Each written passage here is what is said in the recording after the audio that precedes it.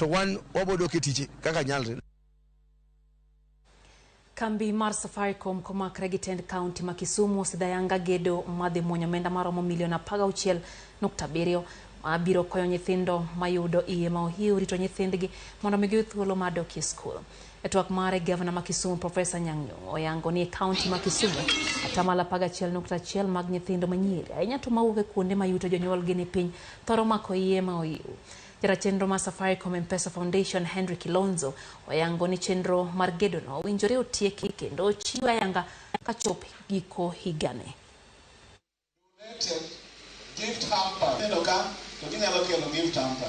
Today we are here to launch the 16.7 million Kenya shillings project, which will encompass a mother and a child facility with all the necessary rooms, facilities, and equipment.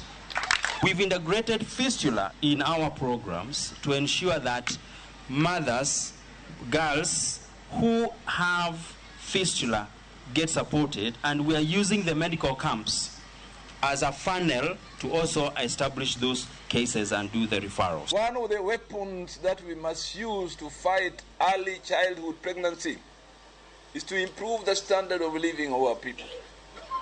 As we build such facilities, we shall now tackle the idea how we can improve productivity in our small farms, on our small gardens in the countryside. One waten gima marjowa nyime maber kata kapono tuo to tuo ne oriti kendo thiedhi makoro nyalo dak aming. One of the reasons why we did this was because the girls can come here, leave their children here, and go to school.